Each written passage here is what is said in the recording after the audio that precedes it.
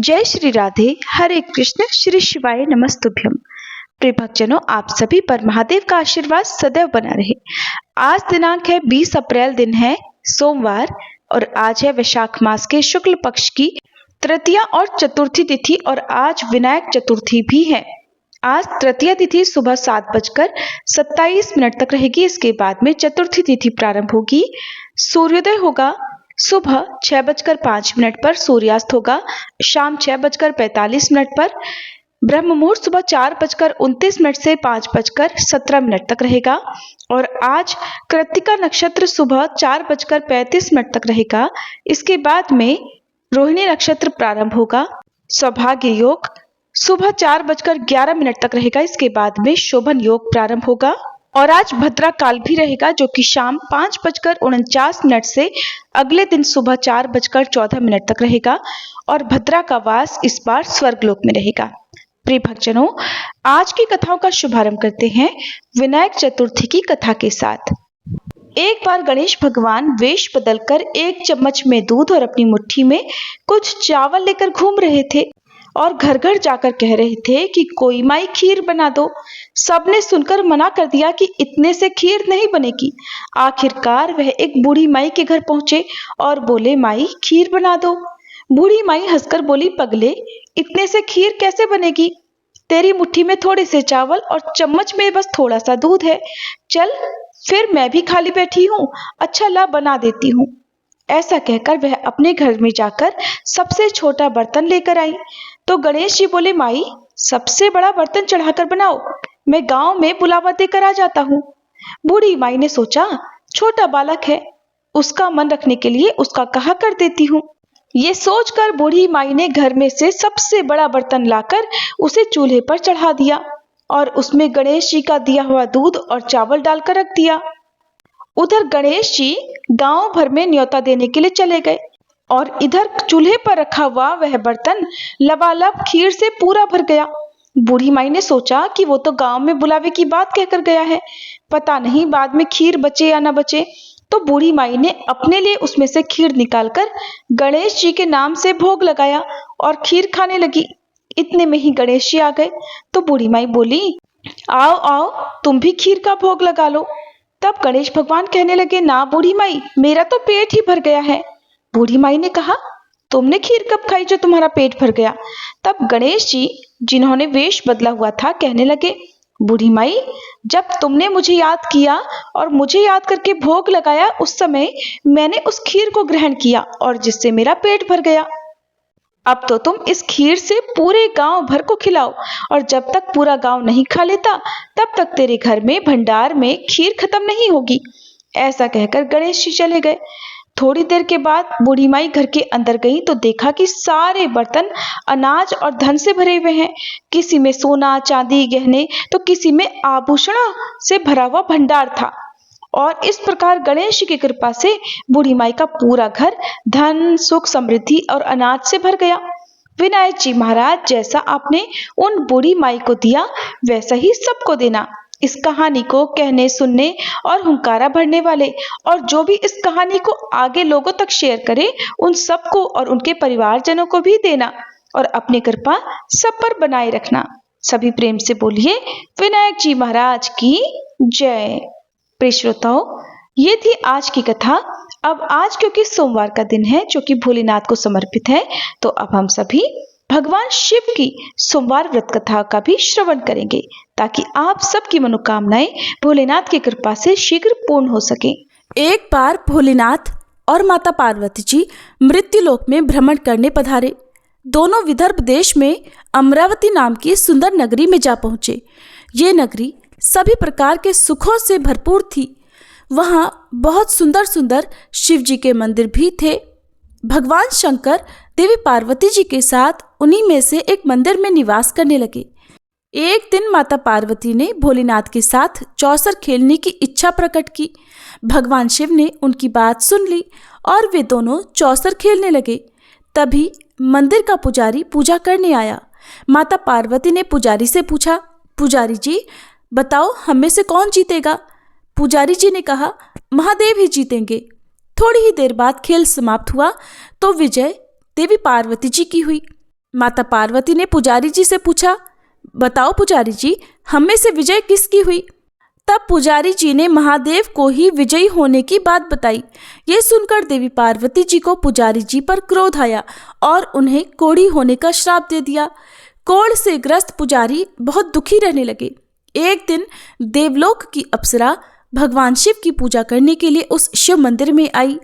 पुजारी जी की कोढ़ की अवस्था देखकर दया भाव से पूछताछ करने लगी। तब पुजारी जी ने सारी बात अप्सरा को बता दी। उनमें से एक अप्सरा बोली, आप सभी व्रतों में श्रेष्ठ 16 सोमवार के व्रत करो, इससे शिवजी प्रसन्न होंगे और वे तुम्हारे कष्ट अवश्य दूर करेंगे। पुजारी जी ने इस व्रत की विधि पूछी। तब अप्सराओं ने बताया, सोमवार के दिन व्रत रखो, स्वच्छ वस्त्र धारण करो, संध्या और उपासना के बाद आधा किलो गेहूं का आटा लेकर इसके 3 भाग करो। घी, गुड़, दीप, नैवेद्य, पुंगी फल, बेलपत्र, जनेऊ जोड़ा, चंदन, अक्षत और पुष्प आदि से प्रदोष काल में भगवान शंकर का पूजन करो। 3 भागों में से 1 भाग शिव जी को अर्पण करो, बाकी 2 को शिव जी के प्रसाद के रूप में उपस्थित जन को बांट दो, खुद भी प्रसाद ग्रहण करो। इस तरह 16 सोमवार व्रत करो। 17वें सोमवार को पाव भर की पवित्र आटे की बाटी बनाओ, उसमें घी और गुड़ मिलाकर चूरमा बनाओ, शिव जी को भोग लगाकर उपस्थित भक्तों में बांट दो। इसके बाद परिवार सहित प्रसाद ग्रहण करो तो इससे सभी मनोरथ पूर्ण हो जाते हैं। ऐसी बात बताकर अप्सराएं चली गईं। पुजारी जी ने अप्सराओं की बताई विधि अनुसार 16 सोमवार के व्रत किए, जिसके पुण्य प्रताप से भगवान शिव की कृपा और माता पार्वती की दया से पुजारी जी कोढ़मुक्त हो गए और आनंद से रहने लगे। कुछ समय के बाद भगवान शिव और देवी पार्वती जी वापस उसी मंदिर में आए। देवी पार्वती ने पुजारी जी को निरोगी देखकर कारण पूछा तो पुजारी जी ने 16 सोमवार व्रत की महिमा बताई। पार्वती जी खुद भी 16 सोमवार व्रत रखने के लिए तैयार हो गई और इस व्रत को करने से उनके रूठे हुए पुत्र कार्तिकेय जी देवी पार्वती जी के आज्ञाकारी हो गए। कार्तिकेय जी ने जब माता से पूछा कि माता, आपने ऐसा क्या किया जिससे मेरा हृदय परिवर्तन हो गया, तब देवी पार्वती ने 16 सोमवार की कथा उन्हें सुना दी। कार्तिकेय जी ने अपने विशेष मित्र से जो कहीं खो गया था उससे मिलने की कामना में 16 सोमवार के व्रत किए तो उनका खोया हुआ मित्र उन्हें जल्दी मिल गया। मित्र ने इस आकस्मिक मिलन का कारण पूछा तो कार्तिकेय जी ने उसे 16 सोमवार का व्रत करना बताया। मित्र ने व्रत की विधि विधान पूछा और स्वयं के विवाह की मनोकामना से 16 सोमवार के व्रत धारण किए। इसके बाद कार्तिकेय जी का मित्र एक स्वयंवर सभा में गया तो वहां की राजकुमारी ने आकर्षित होकर उसके गले में वरमाला डाल दी और उसे अपना पति स्वीकार कर लिया। तब राजा ने बहुत सारा धन और सामान देकर उसको भेजा। अब वे दोनों सुख से रहने लगे। जब 16 सोमवार के व्रत का उसकी पत्नी को पता लगा तो उसने पुत्र प्राप्ति की कामना से 16 सोमवार के व्रत किए। उसके कुछ समय बाद एक अति सुंदर, सुशील और बुद्धिमान पुत्र प्राप्त हुआ। जब वह बड़ा हुआ तो उसने अपनी माँ से 16 सोमवार के व्रत की गाथा सुनी। तब उसने भी राज्याधिकार प्राप्त करने के लिए 16 सोमवार के व्रत शुरू कर दिए। एक राजा को अपनी कन्या के लिए योग्य पुरुष की खोज थी। राजा ने अपनी कन्या का विवाह उस सर्वगुण संपन्न पुरुष से कर दिया। राजा के कोई पुत्र नहीं था तो उसने अपने दामाद की योग्यता देखकर उसे राजा बना दिया। राजा बनने के बाद भी वह 16 सोमवार के व्रत करता। 17वां सोमवार आने पर उसने अपनी पत्नी से शिवजी की पूजा के लिए मंदिर चलने को कहा तो उसने दासियों से कहकर पूजा की सामग्री तो भिजवा दी, लेकिन खुद नहीं गई। अब इधर राजा ने शिवजी की पूजा समाप्त की तो आकाशवाणी हुई, हे राजा, अपनी रानी को राजमहल से निकाल दे, नहीं तो सर्वनाश हो जाएगा। राज दरबार में आकर सभासदों से विचार विमर्श किया और सर्वनाश के भय से रानी को राजमहल से निकाल दिया गया। अपने दुर्भाग्य को कोसती हुई रानी नगर से बाहर चली गई। दुखी मन से चलते हुए वह एक गांव में जा पहुंची। वहां पर एक बूढ़ी माई थी जो सूत बेचा करती थी। बूढ़ी माई ने दया करके रानी को अपने साथ सूत बेचने के लिए रख दिया। जब से रानी को साथ रखा बूढ़ी माई का तो सूत बिकना ही बंद हो गया। बूढ़ी माई ने रानी से वहां से जाने को कह दिया। अब रानी एक तेली के यहाँ काम मांगने गई। उसी समय तेली के मटके चटक गए, सारा तेल बह गया। तेली ने भी उसे वहां से भगा दिया। दुखी होकर रानी एक नदी के पास गई तो नदी का सारा पानी सूख गया। वह एक पेड़ के नीचे बैठी तो पेड़ के सारे पत्ते सूख कर गिर गए। आसपास के लोगों ने जब यह सब कुछ देखा तो उसे पकड़कर मंदिर के पुजारी गुसाई जी के पास ले गए। गुसाई जी देखते ही जान गए कि यह कोई विधि की मारी कुलीन स्त्री है। गुसाई जी ने रानी से कहा कि वह उनके आश्रम में उनकी पुत्री की तरह रह सकती है। अब रानी आश्रम में रहने लगी। रानी भोजन बनाती थी तो उसमें कीड़े पड़ जाते थे, पानी भरकर लाती तो वह गंदा हो जाता था। अब तो गुसाई जी ने एक दिन दुखी होकर उससे पूछा कि बेटी, तुम्हारी ये दशा कैसे हुई? ये किस देवता का कोप है? तब रानी ने शिवजी की पूजा में ना जाने वाली बात गुसाई जी को बताई तो गुसाई जी बोले, पुत्री, तुम 16 सोमवार के व्रत करो, इससे तुम अपने सभी कष्टों से मुक्ति पा सकती हो। गुसाई जी की बात मानकर रानी ने 16 सोमवार के व्रत किए। 17वें सोमवार के दिन विधि विधान से शिवजी की पूजा भी की। पूजन के प्रभाव से राजा को इधर महल में रानी की याद सताने लगी और रानी को ढूंढने के लिए उसने चारों दिशाओं में अपने दूत भेज दिए। रानी की खोज में घूमते घूमते दूत गुसाई जी के आश्रम में भी पहुंच गए। राजा को खबर लगी तो राजा रानी को ले जाने आश्रम पहुंच गया। गुसाई जी से बोला, ये मेरी पत्नी है। शिव जी के क्रोध के कारण मैंने इसे महल से निकाल दिया था। अब जब शिव जी का प्रकोप शांत हो चुका है तो इसे मेरे साथ जाने की आज्ञा दीजिए। गुसाई जी ने रानी को राजा के साथ जाने की आज्ञा दे दी। रानी बहुत प्रसन्न हुई।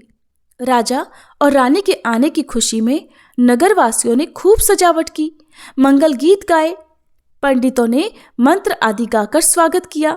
इस तरह धूमधाम से रानी का महल में प्रवेश हुआ। राजा ने ब्राह्मणों को दान आदि दिए, याचकों को धन धान्य दिया। जगह जगह भूखे लोगों को भोजन खिलाने के लिए भंडारे खुलवाए। राजा रानी 16 सोमवार के व्रत करते हुए शिव जी का विधि विधान से पूजन करते हुए सुखपूर्वक लंबे समय तक जीवन बिताने के बाद शिवलोक को पधार गए। इस प्रकार जो भी मनुष्य मन, वचन और कर्म से भक्ति भाव से 16 सोमवार के व्रत और पूजन विधि विधान से करता है, कथा का श्रवण करता है, वह सभी सुखों को प्राप्त करके अंत में शिवलोक को गमन करता है और यह व्रत सभी मनोरथ पूर्ण करने वाला है।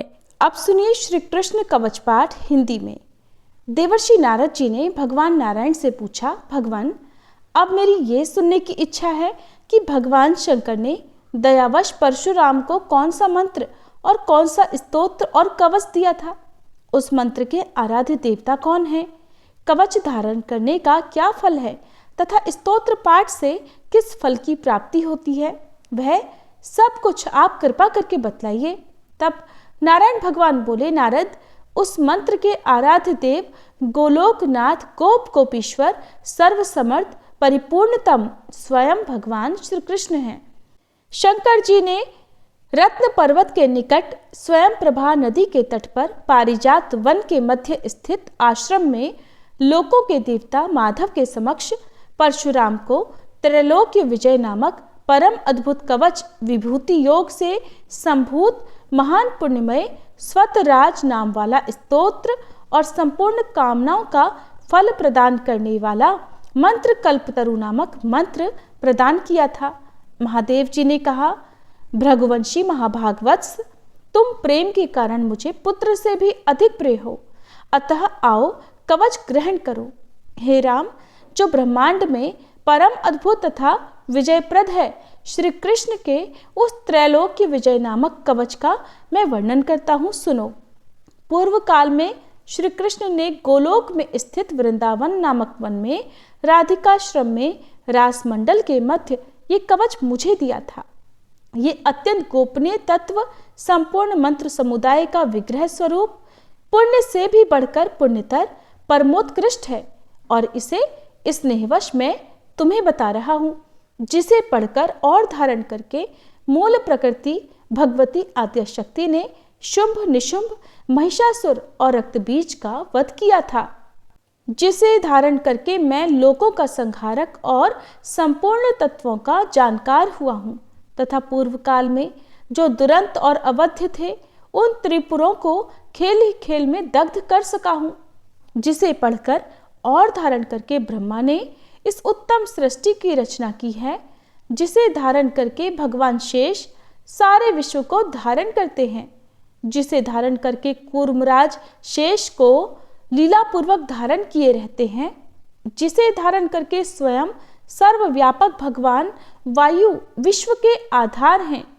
जिसे धारण करके वरुण सिद्ध और कुबेर धन के स्वामी हुए हैं, जिसे पढ़कर एवं धारण करके स्वयं इंद्र देवताओं के राजा बने हैं, जिसे धारण करके तेजो राशि स्वयं सूर्य भुवन में प्रकाशित होते हैं, जिसे पढ़कर एवं धारण करके चंद्रमा महान बल और पराक्रम से संपन्न हुए हैं, जिसे पढ़कर एवं धारण करके महर्षि अगस्त्य सातों समुद्रों को पी गए और उनके तेज से वातापी नामक दैत्य को पचा गए, जिसे पढ़कर एवं धारण करके पृथ्वी देवी सबको धारण करने में समर्थ हुई हैं, जिसे पढ़कर एवं धारण करके गंगा स्वयं पवित्र होकर भुवनों को पावन करने वाली बनी है, जिसे धारण करके धर्मात्माओं में श्रेष्ठ धर्म लोकों के साक्षी बने हैं, जिसे धारण करके सरस्वती देवी संपूर्ण विद्याओं की अधिष्ठात्री देवी हुई हैं, जिसे धारण करके परात्परा लक्ष्मी लोकों को अन्न प्रदान करने वाली हुई हैं, जिसे पढ़कर एवं धारण करके सावित्री ने वेदों को जन्म दिया है। भृगुनंदन, जिसे पढ़ और धारण करके वेद धर्म के वक्ता हुए हैं, जिसे पढ़कर और धारण करके अग्नि शुद्ध एवं तेजस्वी हुए हैं, और जिसे धारण करके भगवान सनत कुमार को ज्ञानियों में सर्वश्रेष्ठ स्थान मिला है। जो महात्मा साधु एवं श्री कृष्ण भक्त हो उसी को केवल यह कवच देना चाहिए, क्योंकि शठ एवं दूसरों के शिष्य को देने से दाता मृत्यु को प्राप्त हो जाता है। इस त्रैलोक के विजय कवच के प्रजापति ऋषि हैं, गायत्री छंद हैं, स्वयं रासेश्वर देवता हैं और त्रैलोक्य की विजय प्राप्ति में इसका विनियोग कहा गया है। ये परात्पर कवच तीनों लोकों में दुर्लभ है। ओम श्री कृष्णाय नमः सदा मेरे सिर की रक्षा करे। कृष्णाय स्वाहा ये पंचाक्षर सदा कपाल को सुरक्षित रखे। कृष्ण नेत्रों की तथा कृष्णाय स्वाहा पुतलियों की रक्षा करे। हरे नमः सदा मेरी भ्रकुटियों को बचाए। ओम गोविंदाय स्वाहा मेरी नासिकाओं की सदा रक्षा करे। गोपालाय नमः मेरे गंड स्थलों की सदा सब ओर से रक्षा करे। ओम गोपांगनेशाय नमः सदा मेरे कानों की रक्षा करे। ओम कृष्णाय नमः निरंतर मेरे दोनों ओठों की रक्षा करे। ओम गोविंदाय स्वाहा सदा मेरी दंत पंक्ति की रक्षा करे। ओम कृष्णाय नमः दांतों के छिद्रों की तथा क्लिंग दांतों के ऊर्ध्व भाग की रक्षा करे। ओम श्री कृष्णाय स्वाहा सदा मेरी जिह्वा की रक्षा करे। रासेश्वराय स्वाहा सदा मेरे तालु की रक्षा करे। राधिकेशाय स्वाहा सदा मेरे कंठ की रक्षा करे। गोपांग नेशाय नमः सदा मेरे वक्ष स्थल की रक्षा करे। ओम गोपेशाय स्वाहा सदा मेरे कंधों की रक्षा करे। नमः किशोर वेशाय स्वाहा सदा मेरे पृष्ठ भाग की रक्षा करे। मुकुंदाय नमः सदा मेरे उदर की तथा ओम ह्रीं क्लीं कृष्णाय स्वाहा सदा मेरे हाथ पैरों की रक्षा करे। ओम विष्णवे नमः सदा मेरी दोनों भुजाओं की रक्षा करे। ओम ह्रीं भगवते स्वाहा सदा मेरे नखों की रक्षा करे। ओम नमो नारायणाय सदा नख छिद्रों की रक्षा करे। ओम ह्रीं ह्रीं पद्मनाभाय नमः सदा मेरी नाभि की रक्षा करे। ओम सर्वेशाय स्वाहा सदा मेरे कंकाल की रक्षा करे। ओम गोपी रमणाय स्वाहा सदा मेरे नितंब की रक्षा करे। ओम गोपी रमण नाथाय स्वाहा सदा मेरे पैरों की रक्षा करे। ओम ह्रीं श्रीं रसिकेशाय स्वाहा सदा मेरे सर्वांगों की रक्षा करे। ओम केशवाय स्वाहा सदा मेरे केशों की रक्षा करे। नमः कृष्णाय स्वाहा सदा मेरे ब्रह्मरंध्र की रक्षा करे। ओम माधवाय स्वाहा सदा मेरे रोमों की रक्षा करे। ओम ह्रीं श्रीं रसिकेशाय स्वाहा मेरे सर्वस्व की सदा रक्षा करे। परिपूर्णतम श्री कृष्ण पूर्व दिशा में सर्वदा मेरी रक्षा करे। स्वयं गोलोकनाथ अग्निकोण में मेरी रक्षा करे। पूर्ण ब्रह्म स्वरूप दक्षिण दिशा में सदा मेरी रक्षा करे। श्री कृष्ण नैऋत्य कोण में मेरी रक्षा करें। श्री हरि पश्चिम दिशा में मेरी रक्षा करें। गोविंद वायव्य कोण में नित्य निरंतर मेरी रक्षा करें। रसिक शिरोमणि उत्तर दिशा में सदा मेरी रक्षा करें। वृंदावन विहार कृत सदा ईशान कोण में मेरी रक्षा करें। वृंदावनी के प्राणनाथ ऊर्ध्व भाग में मेरी रक्षा करें। महाबली बलिहारी माधव सदैव मेरी रक्षा करें। नृसिंह जल स्थल तथा अंतरिक्ष में सदा मुझे सुरक्षित रखें। माधव सोते समय तथा जागृत काल में सदा मेरा पालन करें तथा जो सबके अंतरात्मा निर्लेप और सर्वव्यापक हैं वे भगवान सब ओर से मेरी रक्षा करें। वत्स, इस प्रकार मैंने त्रैलोक्य विजय नामक कवच जो परम अनोखा तथा समस्त मंत्र समुदाय का मूर्तमान स्वरूप है तुम्हें बतला दिया। मैंने इसे श्री कृष्ण के मुख से श्रवण किया था। इसे जिस किसी को नहीं बतलाना चाहिए। जो विधि पूर्वक गुरु का पूजन करके इस कवच को गले में अथवा दाहिनी भुजा पर धारण करता है वह भी विष्णु तुल्य हो जाता है, इसमें संशय नहीं है। वह भक्त जहाँ जाता है, जहाँ रहता है, वहाँ लक्ष्मी और सरस्वती भी निवास करती हैं। यदि उसे कवच सिद्ध हो जाता है तो वह जीवन मुक्त हो जाता है और उसे करोड़ों वर्षों की पूजा का फल प्राप्त हो जाता है। हजारों राजसूय, सैकड़ों वाजपेय, 10,000 अश्वमेध, संपूर्ण महादान तथा पृथ्वी की प्रदक्षिणा, ये सभी इस त्रैलोक्य विजय की 16वीं कला की भी समानता नहीं कर सकते। व्रत उपवास का नियम, स्वाध्याय, अध्ययन, तपस्या और समस्त तीर्थों में स्नान, ये सभी इसकी एक कला को भी नहीं पा सकते। यदि मनुष्य इस कवच को सिद्ध कर ले तो निश्चय ही उसे सिद्धि, अमरता और श्री हरि की दास्ता आदि सब कुछ मिल जाता है। जो इसका 10 लाख जप करता है उसे यह कवच सिद्ध हो जाता है और जो सिद्ध कवच होता है वह निश्चय ही सर्वज्ञ हो जाता है। परंतु जो इस कवच को जाने बिना श्री कृष्ण का भजन करता है उसकी बुद्धि अत्यंत मंद है। उसे करोड़ों कल्पों तक जप करने पर भी मंत्र सिद्धिदायक नहीं होता। वत्स, इस कवच को धारण करके तुम आनंद पूर्वक निःशंक होकर अनायास ही 21 बार पृथ्वी को क्षत्रियों से शून्य कर डालो। पुत्र, प्राण संकट के समय राज्य दिया जा सकता है, सिर कटाया जा सकता है और प्राणों का परित्याग भी किया जा सकता है, परंतु ऐसे कवच का दान कभी नहीं करना चाहिए। इति श्री कृष्ण कवचम पाठ संपूर्णम। अब सुनिए आज का महात्म्य। श्री सूत जी कहते हैं, इस प्रकार सब तीर्थों का दर्शन करके आए हुए अर्जुन के मन में महानदी सुवर्णमुखरी ने कई गुना आनंद बढ़ा दिया। उस नदी के पूर्व तट पर अर्जुन ने एक ऊंचा पर्वत देखा जो कालहस्ती के नाम से प्रसिद्ध है। उस महानदी में स्नान करके वे पर्वत के शिखर पर गए और वहां देव पूजित कालहस्तीश्वर नामक महादेव जी का दर्शन किया। पार्वती जी के साथ महादेव जी का भक्तियुक्त चित्त से पूजन करके वे कृतार्थ हो गए। इसके बाद अर्जुन वहां के अभूतपूर्व पदार्थों का दर्शन करने के लिए उस पर्वत पर घूमने लगे। वहां पर्वतीय शिखरों पर एकांत प्रदेश में उन्होंने शिवजी के ध्यान में तत्पर हुए अनेकानेक दिव्य योगियों का दर्शन किया। साथ ही इंद्रियों को संयम में रखने वाले अनेकों शांत मुनियों को भी देखा। उनमें से कोई तो निराहार रहते थे, कोई केवल वायु पीते थे और कोई सूर्य की धूप के ही आहार पर अपना जीवन बिता रहे थे। उसके बाद उस पर्वत के दक्षिण भाग में घूमते हुए उन्होंने महर्षि भरद्वाज का पवित्र आश्रम देखा जो सब प्रकार की लक्ष्मी से सुशोभित था। कौतुक का तो वह एकमात्र स्थान था। सिंह, हाथी, व्याघ्र, चीता, रुरु, रंकू तथा अन्य मृगों से भरा हुआ था और वे सभी जीव आपस का सहज वैर भाव बुलाकर एक दूसरे के साथ घूम रहे थे। उस आश्रम को देखकर पांडुनंदन अर्जुन ने तपस्वियों के प्रभाव की प्रशंसा की। अनेक श्रेष्ठ ब्राह्मण उस यात्रा में अर्जुन के साथ थे।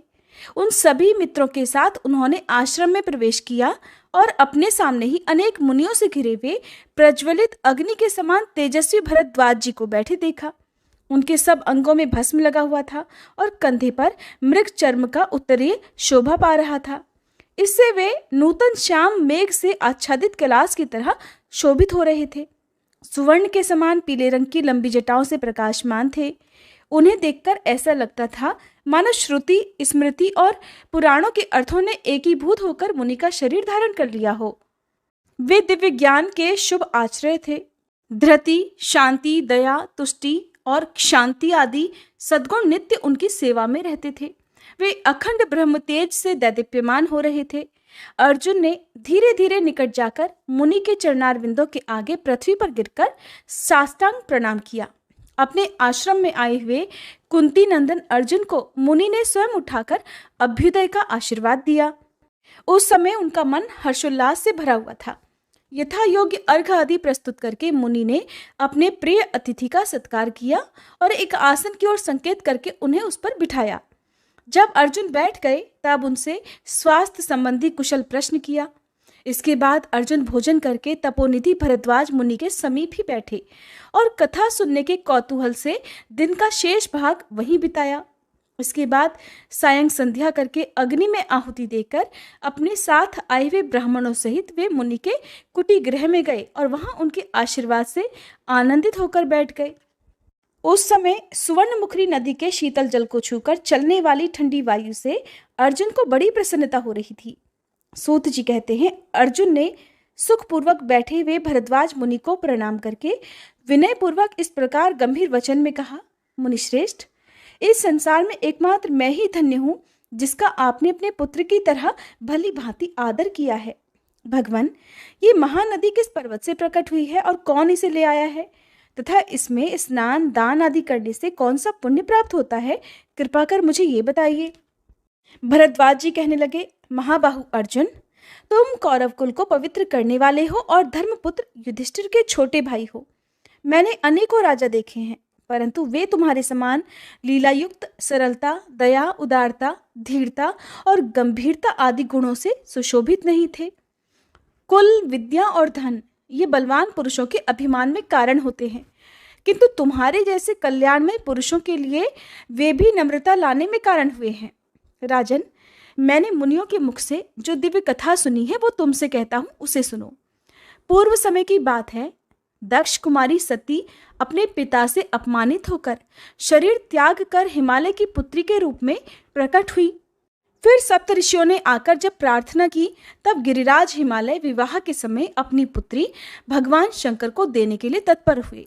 उसके बाद जगदीश्वर शिव पार्वती जी को ब्याह लाने के लिए हिमालय के निवास स्थान पर गए। उस समय स्थावर जंगम सभी प्राणी भगवान शिव के मंगलमय विवाह का अभिनंदन करने के लिए वहां पर उपस्थित हुए। उन सबके भारी भार से उत्तर की भूमि नीची हो गई और दक्षिण की भूमि भार न होने से अत्यंत हल्केपन के कारण ऊंची हो गई। इससे सबको बड़ा भय हुआ। तब महादेव जी ने अगस्त जी के पास जाकर कहा कि मुने, ये पृथ्वी अधिक भार से दबकर विकृतावस्था को प्राप्त हो गई है। अब आप ही इसको बराबर करने में समर्थ हैं, इसलिए मेरे कहने से इस पृथ्वी को बराबर कर दो। तब बहुत अच्छा कहकर भगवान शिव को प्रणाम करके अगस्त जी दक्षिण दिशा में चले गए। विंध्य गिरि को लांघकर अगस्त जी के दक्षिण दिशा में जाते ही पृथ्वी समभाव को प्राप्त हो गई, अर्थात एक समान हो गई। इसके बाद अगस्त जी ने आगे जाकर किसी ऊंचे पर्वत को देखा जो अपनी फैली हुई घाटियों से पृथ्वी को धारण करके स्थित था। वे धीरे धीरे उस पर्वत पर चढ़ गए और उसके मनोहर शिखर की सुरम्य स्थली में उन्होंने रहने का विचार कर लिया। वहां अमृत के समान जल से भरा हुआ एक सरोवर था जिसमें पद्म और उत्पल आदि फूलों की शोभा फैली हुई थी। उसके चारों ओर बहुत से वृक्ष लगे हुए थे। अगस्त जी ने उसी सरोवर के उत्तर तट पर एक मनोहर भूभाग में उत्तम आश्रम बनाकर तथा पितरों, देवताओं, ऋषियों और वास्तुदेव का विधि पूर्वक पूजन करके मुनि समुदाय के साथ उसमें बहुत लंबे समय तक निवास किया। तपस्या में मन की वृत्तियों को लगाकर वहां के तपोवन में जब अगस्त मुनि रहने लगे तब वह उत्तम सौभाग्य से सुशोभित पर्वत अगस्ती शैल के नाम से प्रसिद्ध हो गया। भरद्वाज जी कहते हैं कि एक दिन मुनिवर अगस्त जी पूर्वाह्न काल का नित्य नियम पूरा करके भगवान शिव की आराधना करने के लिए देव मंदिर में गए। ठीक उसी समय एक आकाशवाणी हुई कि मुने, यह प्रदेश नदी से हीन है, इसलिए ज्ञान विज्ञान से रहित केवल शरीरधारी ब्राह्मण की तरह दक्षिणाहीन दीक्षा और चांदनी शून्य रात के समान शोभा नहीं पाता। इसलिए तुम संपूर्ण लोकों का हित करने के लिए इस भूभाग में कोई ऐसी नदी बहाओ जो अगाध पाप राशि जनित भय का निवारण करके सदैव सुशोभित रहे। मुनिवर, देव समुदाय की यही प्रार्थना है जो सबके लिए हितकर है। इस आकाशवाणी को सुनकर अर्जुन ब्रह्म ऋषि अगस्त्य जी क्षण भर कुछ विचार करते रहे। इसके बाद देव पूजन समाप्त करके वे बाहर वेदी पर बैठ गए। उनके आश्रम में जितने मुनि रहते थे उन सबको उन्होंने बुलवाया और आकाशवाणी की कही हुई बात कह सुनाई। तब मुनियों ने अगस्त जी को प्रणाम करके कहा, महर्षि, आपके हुंकार मात्र से राजा नहुष देवताओं के साम्राज्य से नीचे गिर गए और सर्प योनि को प्राप्त हुए, जिसने संपूर्ण भूमंडल को घेर रखा है तथा जो अपनी उत्ताल तरंगों से आकाश को भी ताड़ित करता है। आपने तो ऐसे महासागर को भी अपने चुल्लू में भर लिया। विंध्य पर्वत भगवान सूर्य का मार्ग रोकने के लिए उद्यत हुआ था, परंतु आपने उसे भी शांत कर दिया। इन सब से बढ़कर आश्चर्य की बात भला और क्या हो सकती है। महामुने, तीनों लोकों में हम सब लोग कृतार्थ हैं जो कि आपसे सनात होकर आपके इस आश्रम में रहते हैं। यह प्रदेश दक्षिण दिशा में वर्णनीय है और समस्त वस्तुओं से भरा पूरा है, तो भी बहुत दूर तक यहाँ कोई नदी नहीं है, इसलिए ये शोभा ही नहीं पाता। हे अनघ, कब ऐसा शुभ अवसर प्राप्त होगा जब हम इस देश में आपके द्वारा बहाई हुई किसी महानदी में स्नान करके कृतार्थता का अनुभव करेंगे। हमारी भी यही प्रार्थना है कि आप यहाँ सबको शरण देने वाली किसी सर्वश्रेष्ठ विश्ववंद्य नदी को निश्चय ही लेकर आने का प्रयास कीजिए। तब मुनीश्वरों की आज्ञा लेकर देवताओं तथा भगवान शिव की विशेष पूजा करके मुनि ने महान क्लेश में दुस्सह व्रत को स्वीकार किया और बड़े यत्न से बड़ी कठिन बड़ी भारी तपस्या प्रारंभ कर दी। गर्मी में पंचाग्नि का ताप सहन किया, वर्षा में आंधी पानी और बिजली का सामना किया और सर्दी में गले तक पानी में खड़े होकर वे जप और ध्यान करते रहे। इसके बाद मन की वृत्तियों को रोककर निराहार रहकर इंद्रियों को अपने वश में करके वे पत्थर की तरह स्थिर हो गए। उस समय उन्हें बाहर की बातों का कुछ भी भान नहीं होता था। इसके बाद तपस्या में लगे हुए अगस्त जी के आगे श्री ब्रह्मा जी प्रकट हुए। उन्हें देखकर मुनि ने प्रणाम किया और अनेक प्रकार के स्तोत्रों द्वारा स्तुति की। तब विनयावनत अगस्त जी की ओर देखकर प्रसन्न वदन होकर ब्रह्मा जी ने पवित्र वाणी में कहा, उत्तम व्रत का पालन करने वाले हे महर्षि, तुम्हारे इस दुष्कर तप से मैं बहुत संतुष्ट हूँ। तुम्हें जो जो अभीष्ट हो मांगो, मैं उसे दूंगा। अगस्त जी उन्हें प्रणाम करके बोले, प्रभु, आपकी कृपा से मुझे सब कुछ प्राप्त है, किंतु इस प्रदेश को नदी से हीन देखकर मेरे मन में बहुत दुख होता है। देवेश्वर, यहाँ की भूमि को पवित्र और सुरक्षित करने में समर्थ किसी महानदी को प्रकट करने की कृपा करें। बस यही मेरे लिए अभीष्ट वर है। अगस्त जी का वचन सुनकर ब्रह्मा जी कहने लगे, तथास्तु, ऐसा ही होगा। फिर उन्होंने अपने मन से आकाश गंगा का स्मरण किया और जब वह उनके आगे आकर खड़ी हो गईं, तब उनसे कहा, हे गंगे, संसार का उपकार करने वाले कार्य में संलग्न होने के लिए मैं तुम्हें आज्ञा देता हूँ। इस नदीहीन देश में सब लोगों के हित के लिए कोई नदी प्रवाहित करने के लिए ये अगस्त जी तपस्या और प्रयास कर रहे हैं। इसलिए तुम अपने एक अंश से पृथ्वी पर उतरकर अगस्त जी के दिखाए हुए मार्ग से जाओ और यहाँ के रहने वाले मनुष्यों को पवित्र करो। समस्त नदियों में तुम्हारा श्रेष्ठ स्थान हो और तुम अपनी शरण में आए हुए लोगों की रक्षा करो। ऐसा कहकर ब्रह्मा जी उन आकाश गंगा और अगस्त मुनि जी के द्वारा किए गए प्रणाम, पूजा तथा विशेष स्तुतियों से अभिनंदित होकर वहां से अंतर्ध्यान हो गए। इसके बाद मुनीश्वर अगस्त जी के आगे अपने अंश से उत्पन्न दिव्य तेजोमयी मूर्ति का दर्शन कराकर आकाश गंगा ने कहा, मुनीश्वर, ये मेरा अंश है, ये पृथ्वी पर पहुंचकर नदी रूप में परिणत होकर तुम्हारा मनोरथ पूर्ण करेगा। ऐसा कहकर आकाश गंगा तो चली गई और उनके अंश से उत्पन्न हुई दिव्य मूर्ति ने पूछा, मुने, बताइए मुझे किस मार्ग से चलना होगा। तब मुनि ने कहा, हे कल्याणी, मैं आगे आगे चलकर तुम्हारे जाने योग्य मार्ग दिखलाऊंगा, तुम मेरे पीछे पीछे आओ। इसके बाद मुनिवर अगस्त जी अत्यंत प्रसन्नचित्त होकर गंगा जी को अभीष्ट मार्ग दिखलाते हुए आगे आगे चलने लगे। उस नदी को देखकर उस भूमि के निवासी मनुष्य बड़े ही प्रसन्न हुए। अहो, हमारे सौभाग्य से ये सुधा के समान मधुर और निर्मल जल हमें प्राप्त हुआ, ऐसा कहते हुए वे अत्यंत प्रसन्न हो गए।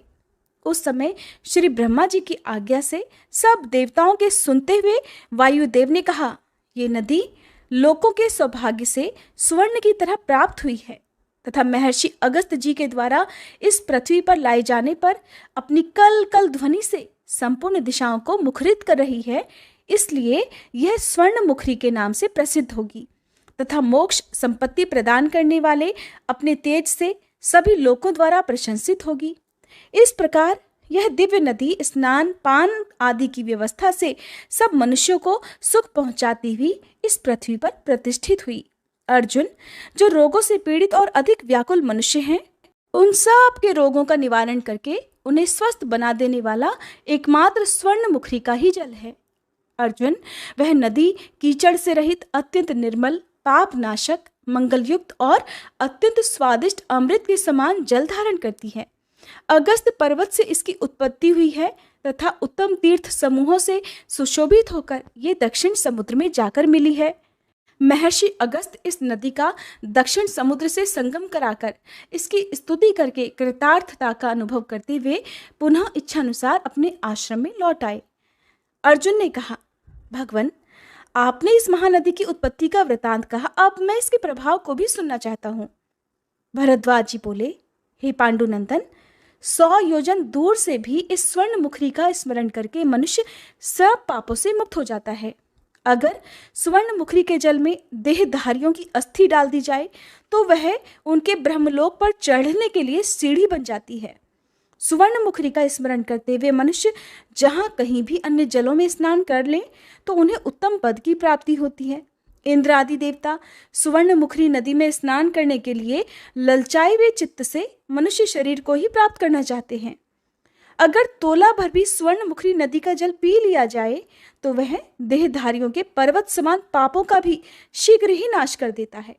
देवताओं में श्री विष्णु, नक्षत्रों में चंद्रमा, मनुष्यों में राजा, वृक्षों में कल्प वृक्ष, महाभूतों में आकाश, समस्त शक्तियों में माया शक्ति, मंत्रों में गायत्री मंत्र, देवताओं के अस्त्र शस्त्रों में वज्र, तत्वों में आत्म तत्व, यजुर्वेद के मंत्रों में रुद्राष्टध्यायी, नागों में शेषनाग, पर्वतों में हिमालय, क्षेत्रों में वराह क्षेत्र तथा इंद्रियों में मन के समान संपूर्ण नदियों में स्वर्ण मुखरी नदी श्रेष्ठ है। अगस्त पर्वत से प्रकट होकर दक्षिण समुद्र में मिलने वाली और सब पापों का नाश करने वाली आप सुवर्ण मुखरी नदी की मैं शरण लेता हूँ। जगदम्बे, बड़े बड़े पापों से दग्ध हुए अपने इस शरीर को मैं आपके जल से धोता हूँ, कृपया मुझे कल्याण से युक्त करो। इन 2 सूक्तों का भली भांति उच्चारण करके जो मनुष्य नियम पूर्वक सुवर्ण मुखरी के जल में स्नान करता है वह शुद्ध होकर आनंद का भागी होता है। कुंती नंदन, चंद्र ग्रहण और सूर्य ग्रहण के समय सुवर्ण मुखरी के तट पर किया हुआ स्नान, दान आदि अनंत फल की प्राप्ति कराने वाला होता है। संक्रांति, अयन तथा व्यतिपात के दिन सुवर्ण मुखरी नदी में किया हुआ स्नान मनुष्य का उद्धार कर देता है। सुवर्ण मुखरी के जल में स्नान करके मनुष्य दुःस्वप्न के विघ्न से तथा ग्रहों के दुष्ट स्थान में रहने से प्राप्त होने वाले पाप ताप से भी तर जाता है। सुवर्ण मुखरी के तट पर किया हुआ जप, होम, तप, दान, श्राद्ध और देव पूजन 100 गुना फल देने वाला होता है। अर्जुन, इस प्रकार तुमसे महानदी सुवर्ण मुखरी की उत्पत्ति और प्रभाव का मैंने भली भांति वर्णन किया। अब और क्या सुनना चाहते हो? प्रिय भक्तजनों, तब अर्जुन ने जो कुछ भी पूछा उसका वृतांत आप सभी कल के अध्याय में सुनिएगा। अब सुनिए तुलसी माता की आरती। तुलसी महारानी नमो नमो, हरि की पटरानी नमो नमो, धन तुलसी पूरण तप कीनो, धन तुलसी पूरण तप कीनो, शालिग्राम बनी पटरानी नमो नमो, तुलसी महारानी नमो नमो, जाके पत्र मंजरी कोमल, जाके पत्र मंजरी कोमल, श्रीपति कमल चरण लपटानी, नमो नमो तुलसी महारानी, नमो नमो। धूप दीप नैवेद्य आरती, धूप दीप नैवेद्य आरती, पुष्पन की वर्षा वर्षानी, नमो नमो तुलसी महारानी, नमो नमो। 56 भोग 3600 व्यंजन, 56 भोग 3600 व्यंजन, बिन तुलसी हरि एक न मानी, नमो नमो बिन तुलसी हरि एक न मानी, नमो नमो तुलसी महारानी, नमो नमो। सभी सखी मैया तेरो यश गावे, सभी सखी मैया तेरो यश गावे, भक्ति दान दीजे महारानी, नमो नमो तुलसी महारानी, नमो नमो। हरि की पटरानी, नमो नमो तुलसी महारानी, नमो नमो। तुलसी मैया की जय।